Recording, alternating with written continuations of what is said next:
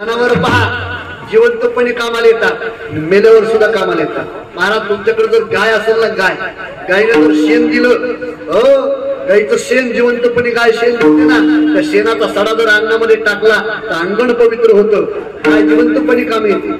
गायने जर गोमूत्र दिलं, घरामध्ये जर शिंपडलं गोमूत्र तर घर पवित्र होतं, गाय कामाला ती जिवंतपणे। अजून सांगू, गायनं जर दूध दिलं तर दूध सेवन करून आपलं शरीर सुदृढ होतं, म्हणजे गाय जिवंतपणे काम येतील। कदाचित गाय जर मेली तर गाईचं आतड पक्वाजाला दवाली म्हणून काम येतं, आणि गाईचं कातड पक्वाजाच्या चाटीला तुम्हाला पान म्हणून कामाला येते। म्हणजे गाय जिवंतपणे कामाली, गाय मेल्यावर सुद्धा कामाली। माझे दादा म्हणायचे माणसाचं कवा कामाला काही येते का काही भाऊ कामाला येते काही? आमचे दादा म्हणायचे असा कोणता शहाणा माणूस आहे की त्यानं माणसाच्या शहाणानं सडा टाकला? माणसाचं जिवंतपणे कामाला येत नाही, एवढा खराब हा मुर्दा आहे। पण आजच्या कीर्तनात जर हा मुर्दा येऊन बसला तर किती दिव्यता मिळते ऐका। कारण महाराज आज काल्याच्या कीर्तनामध्ये भगवान श्रीकृष्ण परमात्म्याचं चरित्र आहे, आणि या चरित्रामध्ये एवढी ताकद आहे। तो चरित्र गातो, जो ऐकतो त्याचं शरीर देखील पवित्र होतंय। सांगू तुम्हाला, शरीर देखील पवित्र होतंय, एवढी ताकद निर्माण होती महाराज कीर्तनाच्या आजच्या। ऐकून जा किती ताकद होती। या देहाचं वर्णन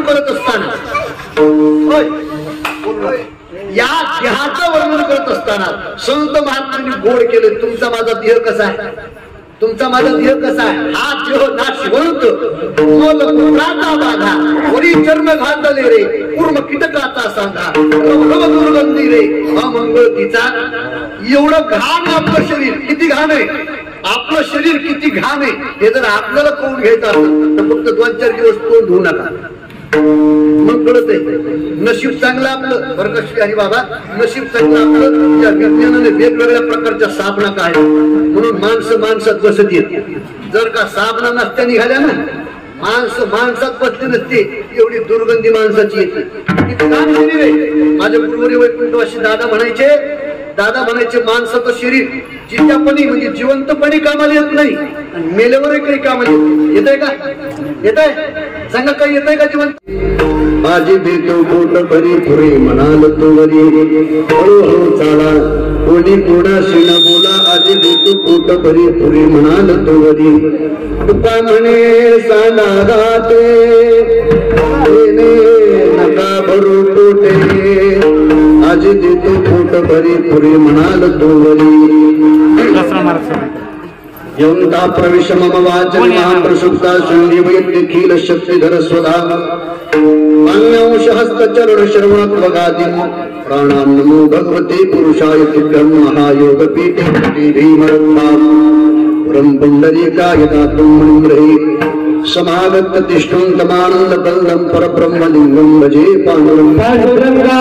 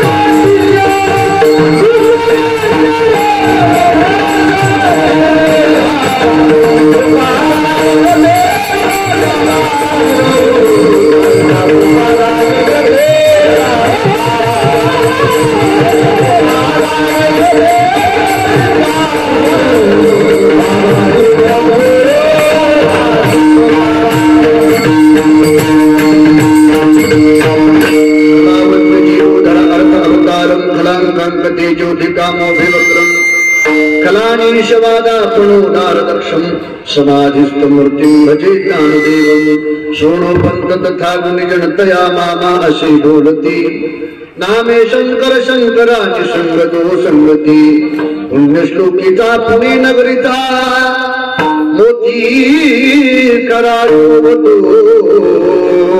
ऐशा संत बरा दिन करा शुभ करा दांडी करा वंदितो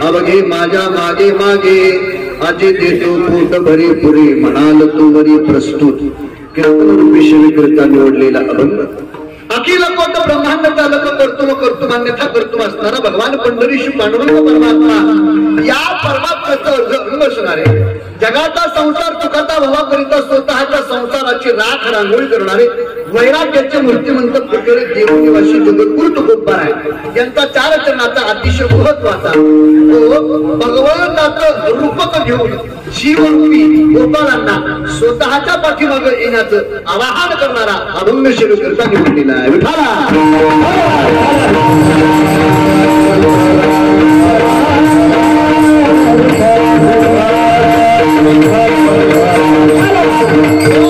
अभंगातील सरळ सरळ भावार्थ असा आहे लक्षपूर्वक ऐकण्याचा प्रयत्न करा या अभंगाद्वारे जगद्गुरु तुकोबा आहे भगवंताचं रूपक घेतात आणि जे काही जीवरूपी गोपाळ आहे जीव जे आहे या जीवांना आवाहन करतात या तरी या रे लागे आवाहन करतात लागे या अगोदर काय शब्द वापरला लागे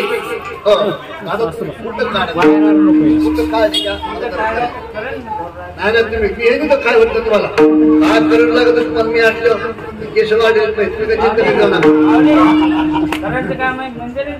तशी काही आहे नाही चला काय हे काम कसं आहे धर्माचं काम आहे थोडस बाजत राहणे कुठं पाहिजे ते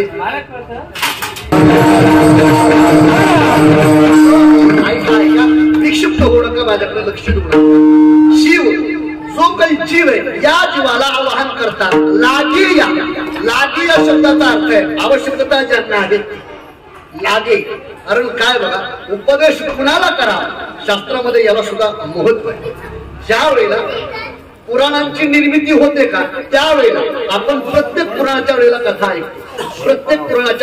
ऐकतो भगवान शंकरानं पार्वतीला ही कथा सांगितली पार्वतीला सांगत असताना पार्वतीनं प्रश्न केला भगवान तुमच्या कंठामधलं ज्ञान मला द्या आजपर्यंत ते तुम्ही कुणाला सांगितलं ते नाही ते मला द्या त्यावेळेला भगवान शंकरनं सांगितलं पार्वती आजपर्यंत हे ज्ञान मी कुणाला का दिलं नाही त्याचं कारण आहे काय कारण आहे? जसं ज्ञान देण्याकरता म्हणजे वक्त्याला जसा अधिकार लागतो तसा श्रोत्याला सुद्धा ज्ञान घ्यायला काय लागतो?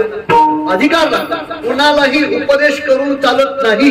नाथ हरिपाठामध्ये स्पष्ट लिहिलंय, क्रोधी अविश्वासी त्याशी बोध कैसा व्यर्थ आपली वाचा शिनवू नये. मग उपदेश कुणाला केला पाहिजे? ज्याची तळमळे कैवी उद्धार पावेल. काय कृपा करील नारायण ऐशे तुम्ही सांगा संत जन करा समाधान चित्त माझ्या. मला सांगा मार्ग कुणाला सांगितलं पाहिजे? जो उभा आहे त्याला का जो झोपलाय त्याला का जो बसलाय त्याला का जो चलतोय त्याला? मला तर बोलायची सवय. मार्ग कुणाला सांगितलं पाहिजे? जो बसलेला आहे त्याला का जो उभा आहे त्याला का जो झोपलाय त्याला का जो चलतोय त्याला? चलतोय त्याला मार्ग सांगितला पाहिजे. बर तो चलतोय तो चांगल्या मार्गाने जातोय. बर तो त्याच्या ठिकाणापर्यंत पोहोचणारा जो मार्ग आहे त्या मार्गाने जातोय त्याला सांगावं का जो चुकीच्या मार्गाने जातो त्याला सांगावं? जो चुकीच्या मार्गाने जातोय म्हणजे त्याला आवश्यकता त्याला गरज त्याला चांगल्या मार्गाने जाणार तो. तर आता मला सांगा आंबड वरून जर जालन्याला जायला निघाला माणूस आणि तो जर हायवेला लागला तर त्याला काही गरज आहे हायवेला जायला म्हणायची? ते जर पाच रोडकट निघालं तर त्याला म्हणावं दादा जर थांब इकडे जालना इकडे. चुकीच्या मार्ग उपदेश कुणाला करा याला गोड बोलत.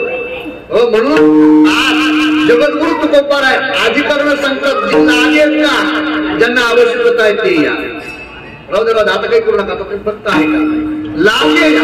बरं आणि पुढे शब्द वापरला आवघे माझ्या मागे मागे. आवघे हा शब्द का वापरला? थोडा आवाज कमी राहू द्या. आवघे हा शब्द का वापरला? कारण तुकोबार ही एक संत आणि संत जीवाच्या कल्याणाचा मार्ग पाहतात. पुढे हे जन न देखणे आणि म्हणून प्रत्येकाला आवाहन केलं माझ्या पाठीमागे या. कशा करता? आधी देतो पोट भरी पुढे म्हणाल तो बरी. काय पोटभर देतो? कीर्तन झाल्यावर रस पोटभर पाहतो. हा रस नाही महाराज. मग काय देणार पोटभर? बघा जन्मोजन्मीची जी आपली भूक आहे ती आजपर्यंत ती भूक आपली भागलेली नाहीये. कोणती भूक? मोक्ष रूपी भूक आपली भागलेली नाहीये. पण ती मोक्ष रूपी भूक जर भागायची असेल तर तुकोबारे म्हणतात आज तुम्हाला पोटभर देतो. तुम्ही पुरे म्हणाल तोपर्यंत देतो. मग त्याच्याकरता नियम काय आहे? नियम फक्त एकच, हळूहळू चाला. कोणी कोणाशी न बोला. याचा अर्थ काय? हळूहळू चाला म्हणजे कीर्तन सुरू झालं की घरात निघायचं. लक्षपूर्वक आहे का? हळूहळू चाला या शब्दाचा अर्थ असा कीर्तन सुरू झालं की घरात निघायचं. तो इथपर्यंत केव्हा यायचं? पंगत बसेस तोपर्यंत. याचा अर्थ हळूहळू असं नाही.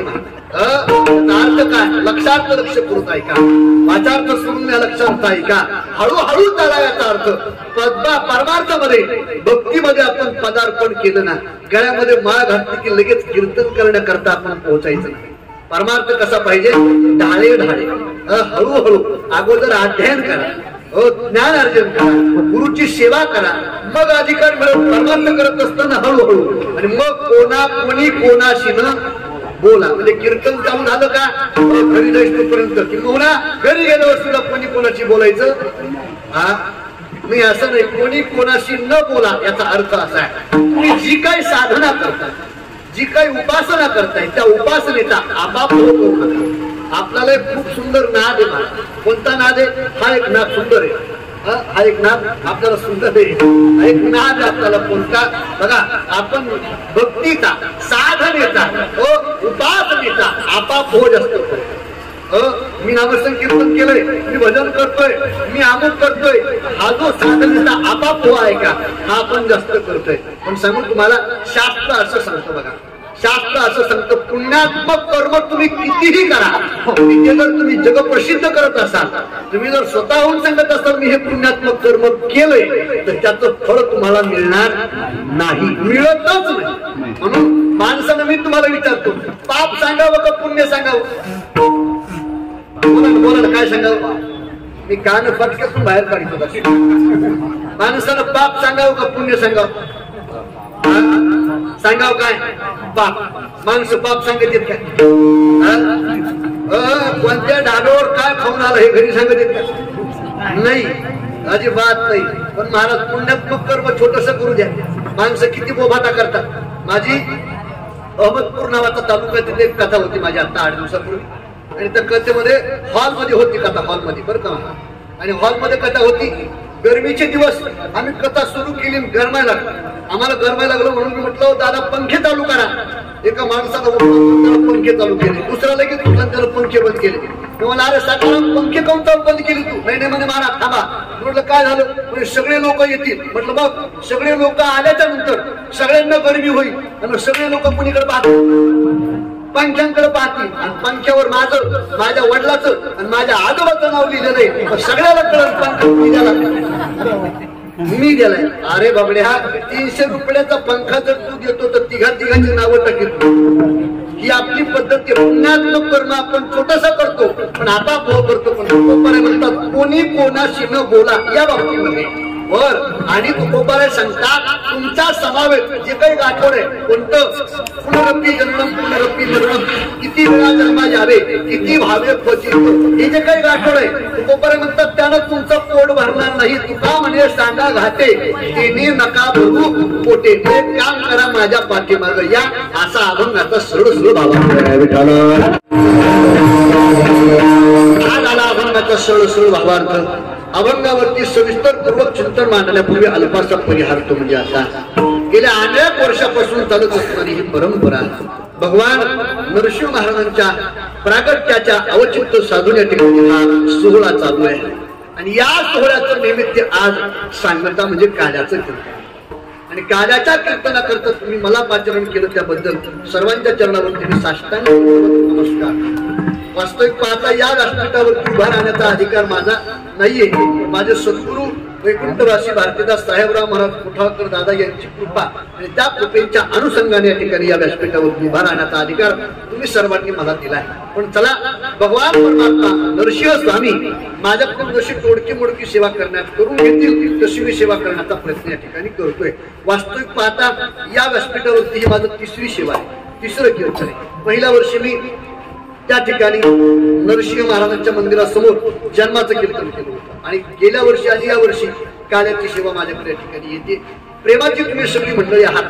आनंदाचा दिवस आहे. आज महान भगवत भक्त किंवा महान भगवत भक्ताच्यासाठी आज भगवंतानं काल घेतलेला जो अवतार आहे तो काल गोड कथा होती. हो अतिशय सुंदर कथा ऐकली महाराज. हो आणि कालचा जो अवतार झाला का, हो नक्कीच तुम्हाला सांगू का तो अवतार झाला का या वर्षी नक्कीच तो अवतार अतिशय सुंदर. महाराज त्या अवताराचं फळ सुद्धा आपल्याला भेटलंय. तुम्ही म्हणाल कसं काय? लक्षपूर्वक ऐका. तुम्हाला अगदी पटवून देतो मी, ऐका लक्षपूर्वक ऐका. बघा गेले 17 दिवस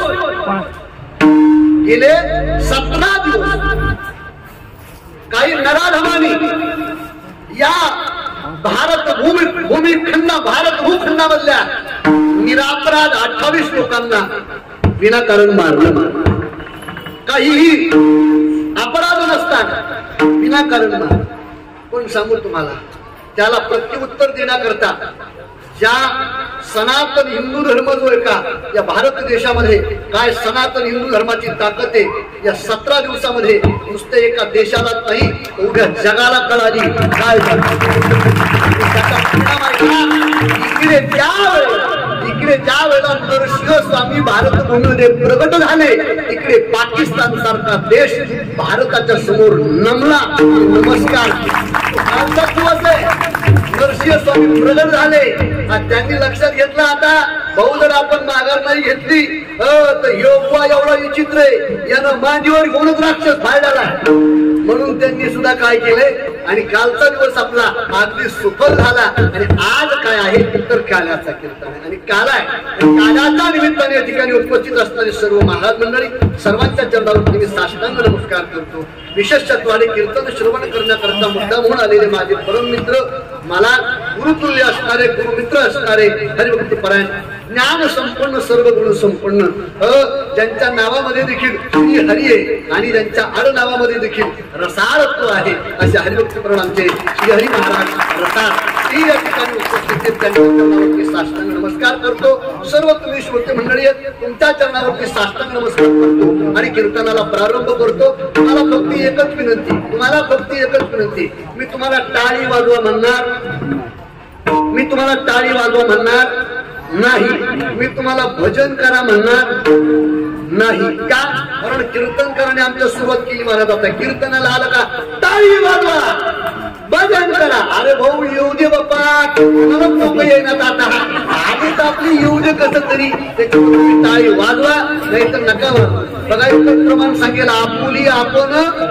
तुम्ही जर टाळी वाजवली तर तुमचं कल्याण आहे, आणि तुम्ही जर टाळी वाजवून भजन नाही केलं तर कल्याणच्या जवळ 8 किलोमीटर अंतरावरती डोंबिवली सुद्धा आहे. म्हणून जास्त जण पाहतं फक्त अंतकरणाचे कान पूर्ण कीर्तन ऐकण्याचा प्रयत्न करा. विठाला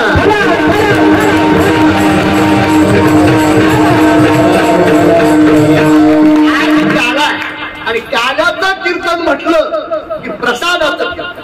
प्रसाद कशाला म्हणतात? लक्षपूर्वक. सर्व दुःखाना ज्याचं सेवन केल्याच्या नंतर सर्व दुःखाचं हनन होतं त्याला प्रसाद असं म्हणतात. आजचं कीर्तन कशाचं आहे? प्रसादाचं कीर्तन. प्रसाद म्हणजे आज ज्यानं अप्रत्यक्ष प्रत्यक्षरित्या ज्यांनी सेवा जी केली का त्याचं फळ आज मिळणार आहे. काल्याच्या रूपाने ते फळ आपल्याला प्रत्येकाला मिळणार आहे. आणि म्हणून आजचं कीर्तन म्हणजे काल्याचं कीर्तन आहे. काय तात्पर्य महाराजांच्या कीर्तनाची? लक्षपूर्वक ऐका.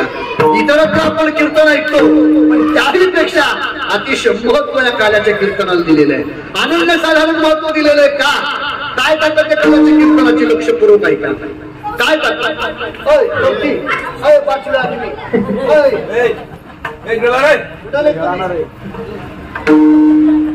तात्पर्य ऐका. जळती दोषाचे डोंगर शुद्ध होती नारी नर. कदाचित आपल्याकडून कळत न कळत कुठलाही दोष घडलेला असू द्या, कोणते दोष, कुठलाही दोष असू द्या, आजच्या कीर्तनात येऊन बसा आणि काल्याचं कीर्तन अंतकरण शुद्ध भावनेनं ऐका, श्रद्धेनं ऐका. सगळे दोष जळून खातात. सगळे दोष कोणते महान दोष, कोणताही दोष असू द्या. दोषाचे काही प्रकार आहे. कोणते? 3 प्रकार दोषाचे. आता लक्षपूर्वक ऐका. कायिक दोष, वाचिक दोष आणि मानसिक दोष. कायिक दोष म्हणजे शरीरानं केलेले दोष न कळत या शरीरातून आपल्याकडून दोष घडतात की नाही? मग ऐका.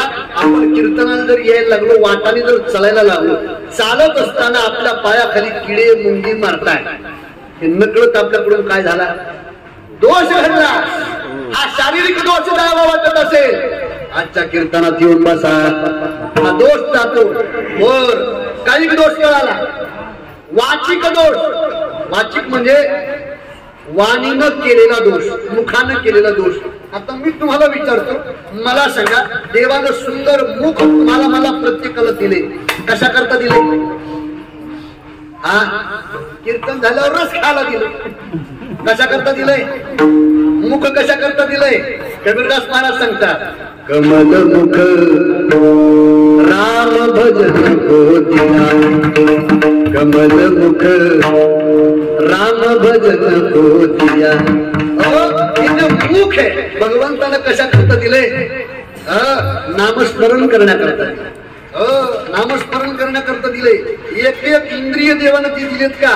ते विनाकारण दिले नाही महाराज. दिले इंद्रिय, हात पाय कान डोळे मुख बोलाया वचन, जेने तू डोळसी नारायण असे जीवपणा रोग. एक इंद्रिय देवानं दिले. बाळा तू शाळेत जातो का रे? जातो. देवानं तुला डोळे दिले का? मोठ्यानं सांग. बोलता येतं तुला? दिले का डोळे? दिले. कशाला दिले? बघायला दिले. वा, हुशार महाराज. काय बघायला दिले बाबड्या? काही बघायला दिले. काही बघायला नाही दिले. मग डोळे तुम्ही घ्या रे सुख, भगवंताचं स्वरूप पाहण्याकरता दिले. बर बर बर. देवानं कान दिले का रे आपल्याला? कान कशा करता दिले? ऐकण्याकरता कान. हुशार लेकरं. वा वा, ऐकण्याकरता दिले. चांगलं महाराज. महाराज बरं लेकरं बोलतात कमीत कमी. अहो, परवाच्या दिवशी असंच मी गेवरायला गेलो कीर्तनाला. विचारलं मी कान कशा करता दिले? कुणी सांगत नव्हतं. मी विचारलं कान कशा करता दिले? कुणी सांगत नव्हतं. एक पोरग उभा केला. म्हटलं बाबा उभा राहा. तू मुलगा उभा राहिला. म्हटलं तुझं नाव काय? त्यानं सांगितलं माझं नाव अभय. म्हटलं सांग अभय, देवानं कान दिले? तो बोलला हा. म्हटलं कशा करता दिले? त्यानं सांगितलं महाराज चष्म्याच्या नाडी अडकिण्याकरता दिले. तेही खरं आहे. जर कान नसते तर चष्मे अडकायचे कुठं? मी ऐकायचे कान, माझा विठोबाचे देवानं कान कशा करता दिले ऐकण्याकरता, तसं मुख जे भगवंतानं दिले का, डोळे मुख बोलाया बोलण्याकरता, बरं मग मुख बोलण्याकरता दिले, पण या मुखानं बोलावं कसं, कसं बोलावं? ज्ञानोबाराय सांगतात, साच आणि मवाळ मितले आणि रसाळ, शब्द जैसे कल्लो अमृताचे, त्याला पुष्टी तुकोबरांनी केली, मुखी अमृताची वाणी. असं बोलावं माणसाने, कसं बोलावं की समोर त्याला अटकच यावं. नाही महाराज, हो असं अमृत आता वर्षा आपल्या मुखाद्वारे होईल असं वाणीतून बोलावं. पण हे मुख भगवंतानं बोलण्याकरता दिलंय, पण कदाचित या मुखातून आपल्या अभद्र शब्द जातात, म्हणून या मुखातून काय होते, वाचिक पाप होते. काय होते? वाचिक पाप. हे जर वाचिक दोष घडला, महाराज म्हणतात आजच्या कीर्तनात येऊन बसा, तोही दोष जातो. कळाला महाराज, शारीरिक दोष कळाला, वाचिक दोष कळाला, आता राहिला मानसिक दोष. मानसिक दोष म्हणजे मनानं केलेली पाप. मनानं म्हणजे माणसं सांगतात मला या कलियुगामध्ये 90% लोक मानसिक दोषी आहेत. मानसिक दोषी म्हणजे समोर एखादा व्यक्ती आला की त्याच्याविषयी मुखानं गोड गोड बोलतो, पण अंतकरणातून मनातून कसं वाईट भावना चिंतीनं, याचं नाव मानसिक दोष. ही मानसिक रोगी लय पाहायला भेटत महाराज. आता कीर्तन जर आटोपलं का, आणि 2-4 दिवसांनी उगत तुम्हाला मी आंबडच्या बाजारात घटाव गुरुवारी मिरच्या किती, मी काय मिरच्या किती नाही म्हणा, मग तुम्हाला कुठेतरी मी आंबडला भेटल्याच्या नंतर वाची हरी हरी महाराज, काय तुमचं कीर्तन 2-3 वर्षापासून तुम्ही आमच्याकडे येता, आनंद वाटतो, काय तुमचं कीर्तन ऐकावंसच वाटतं वा, असं तुमची माझी चर्चा चालली. तेवढ्यामध्ये मी म्हटलं मला जरा गडबडे, मी निघू का. मी निघालो आणि तेवढ्यात तुमचा कुणीतरी सोयरा पाहुणा कुणीतरी आला, आणि त्यानं विचारलं कोण होतो, मोकार येते. याचा अर्थ मानसिक दोषी. समोर आला की माणसाचं वर्णन करणे, पण तुकोबरे म्हणतात असं कोणताही दोष असू द्या, हा जो दोष का आजचं कीर्तन बसा महाराज, हे दोष नष्ट होतात. पण कोणते दोष? लक्षपूर्वक आहे. विधात्यानं सृष्टी निर्माण करत असताना काही काही ठिकाणं अशी केली महाराज की तिथं गेल्याच्या नंतर काही काही दोष जातात. असे काही काही ठिकाणं निर्माण केली की तिथं गेल्याच्या नंतर काही काही दोष जातात. एक दोष सांगतो तुम्हाला, मदिरा प्राशन.